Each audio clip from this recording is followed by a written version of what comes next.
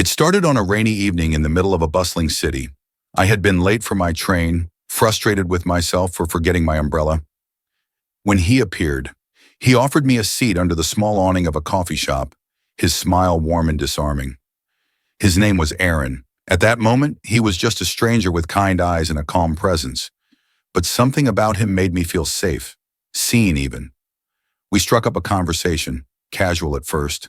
The weather, the city, the train schedules. But within minutes, I felt the conversation deepening, as though we had skipped all the usual small talk and walked straight into the heart of something meaningful. His laughter was infectious, his thoughts sharp yet thoughtful.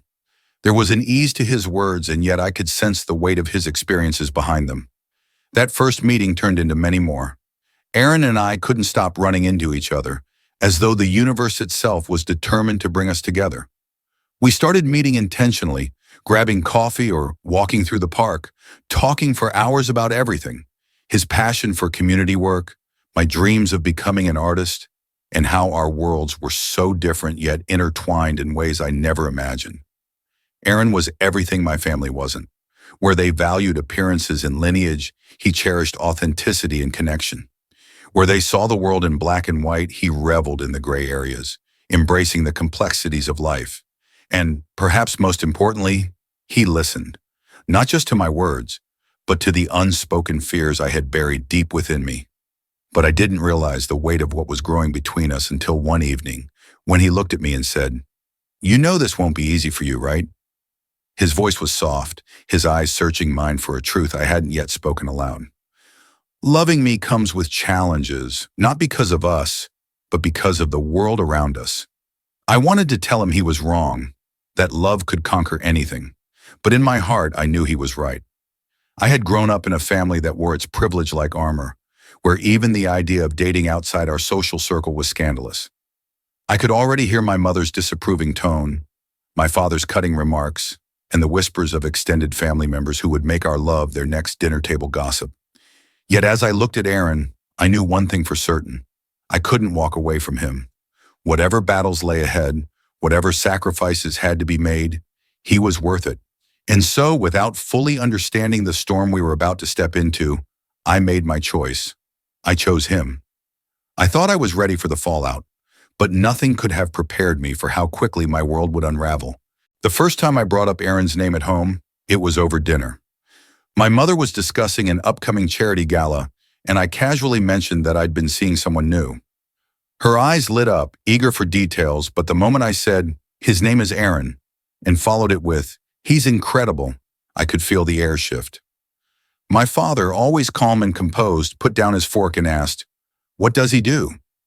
I hesitated for a split second, not because I was ashamed of Aaron, but because I knew what my family valued most. "He's a social worker," I said, my voice steady but my heart racing. "And his family?" my mother pressed, her tone measured but laced with something colder. "They're different from us," I replied carefully, trying to shield Aaron from their judgment. "But that doesn't matter to me. He's brilliant, kind, and—" "Different how?" my father interrupted, his voice sharper now. He wasn't asking out of curiosity. He already knew. I had mentioned Aaron's last name earlier, and it didn't take much for my father to connect the dots. "Are you telling me he's black?" I froze, the weight of the question sinking into the silence that followed. My mother exchanged a look with my father, one that spoke volumes without a single word. "Charlotte," she said, her voice low and almost pleading, "you can't be serious." "I am serious," I replied, my voice firmer now. "I love him." The table erupted. My father's voice rose, demanding to know how I could embarrass the family like this. My mother's carefully composed exterior cracked as she launched into a tirade about how these kinds of relationships never work. They weren't even trying to veil their prejudice. It wasn't just about Aaron being from a different social class. It was about his skin color, plain and simple. "Do you have any idea what people will say?" my father thundered. "Your relationship isn't just inappropriate, Charlotte. It's reckless. You'll ruin your reputation and ours in one fell swoop." "I don't care what people think," I shot back, my voice breaking. "I care about Aaron. He makes me happy. And isn't that what matters?" "No," my father snapped, his words cutting like a blade. What matters is the world you live in. And in this world, people like us don't end up with people like him. Tears welled in my eyes, but I refused to let them fall. Maybe that's the problem, I said softly, my voice trembling with a mix of anger and heartbreak. Maybe the world we live in is wrong. My mother's expression softened for a brief moment, as though she wanted to comfort me, but her loyalty to my father and their rigid values held her back. "You're young," she said finally. "You don't understand how cruel this world can be." "I understand more than you think," I replied. "Aaron's shown me a world that's bigger than the one I grew up in. A world where people aren't judged by the color of their skin or the size of their bank account. Maybe you should try seeing it too." But my words didn't move them. My father left the table in silence, his face a mask of disappointment. My mother simply sighed, shaking her head as though I were a child who didn't know better. That night, I sat alone in my room staring at my phone. Aaron had texted me earlier, asking how the conversation had gone. I couldn't bring myself to reply, not yet. My family's rejection was like a storm cloud hanging over me, and for the first time I wondered if I was strong enough to weather it. The days that followed were a blur of silence and tension. My father avoided me entirely, retreating to his study and burying himself in work. My mother, on the other hand, seemed determined to change my mind. She would casually drop remarks like, "I just don't want you to regret this, Charlotte," or "Think about your future, your children. How will they be treated?"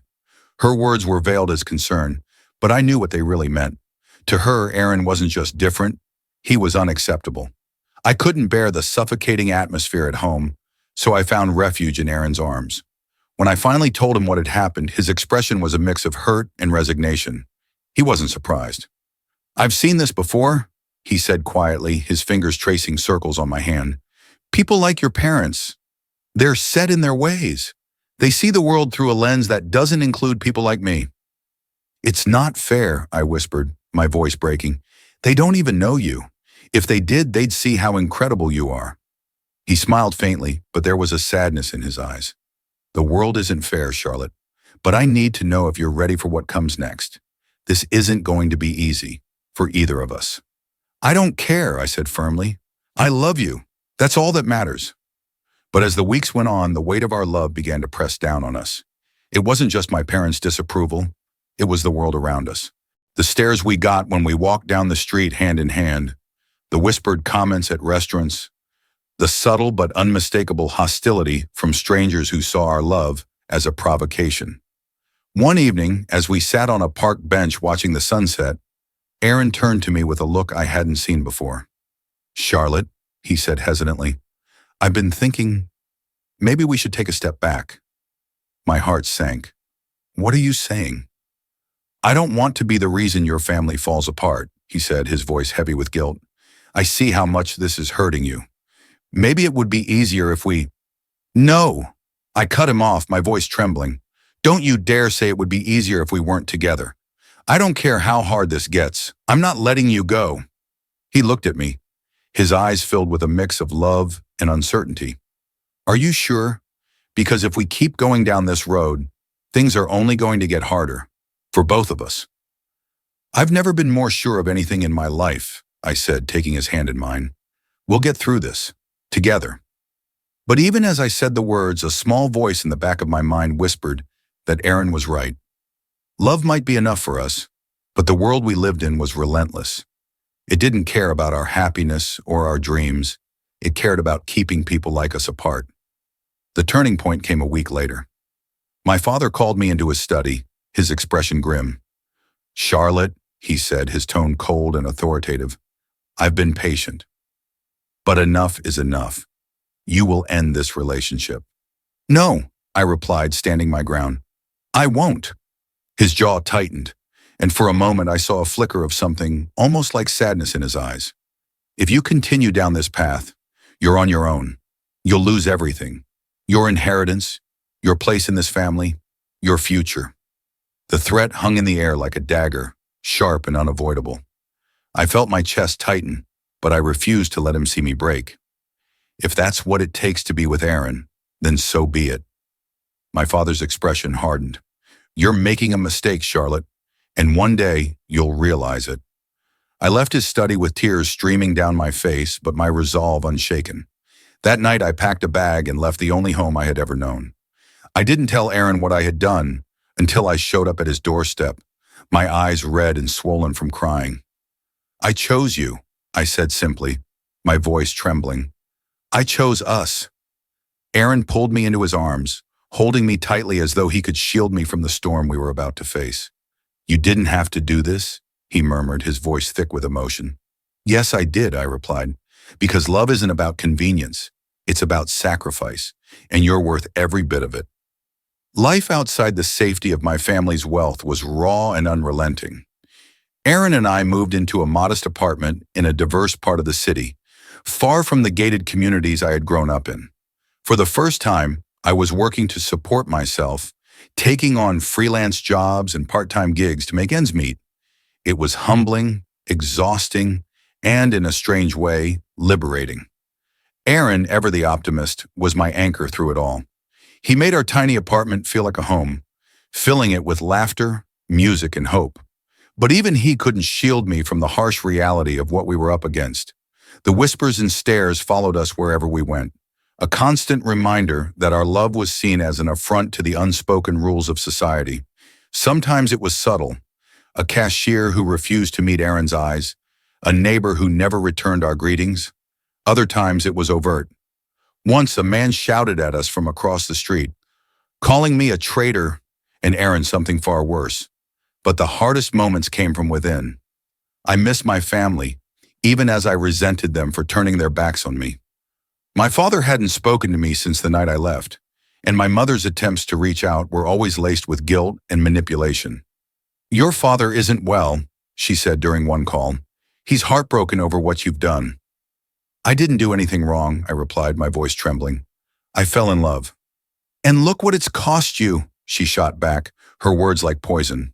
"Is he really worth it?" "Yes," I said firmly, though the tears streaming down my face told a different story. "He's worth everything." Aaron noticed the weight I was carrying, but he never pressured me to talk about it. Instead, he gave me space to process, always ready with a quiet word of encouragement or a warm embrace when I needed it most. And then one day, everything changed. It started with a phone call, a number I didn't recognize. When I answered, my father's voice came through the line, colder than I had ever heard it. "We need to talk," he said. "Come to the house, alone." I hesitated, my heart pounding. "Why now?" I asked, unable to keep the bitterness out of my voice. "You've ignored me for months." "There are things you don't understand," he replied cryptically. "Just come." Against my better judgment, I went. Aaron was hesitant, but I reassured him I'd be fine.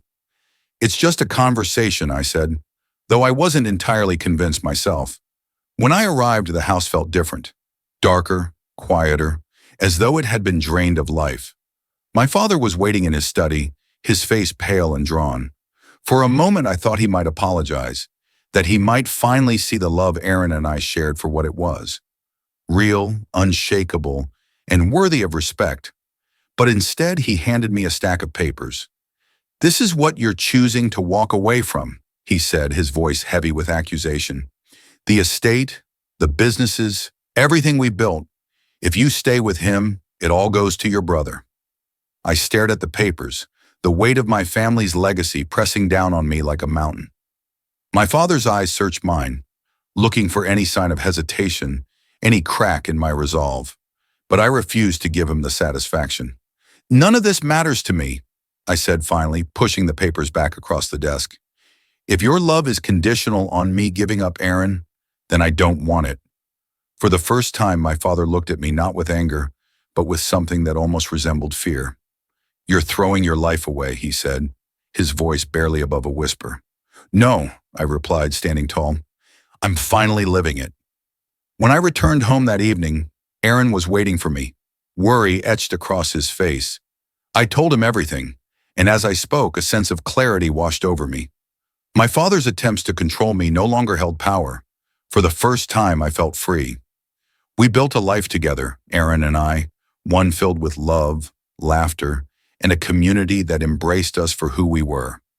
It wasn't always easy, and the scars of the battles we had fought lingered, but every challenge we faced only made our love stronger. Years later, when I held our daughter for the first time, I thought about everything it had taken to get to that moment. The sacrifices, the heartbreak, the courage to stand up against the world. Looking into her tiny face, I knew we had made the right choice. Love, I realized, isn't about fitting into the boxes society tries to force us into. It's about breaking free, rewriting the rules, and daring to build a life that's wholly, unapologetically yours. And Aaron? He still looks at me like I'm the only person in the world, just as he did on that rainy evening when our story first began.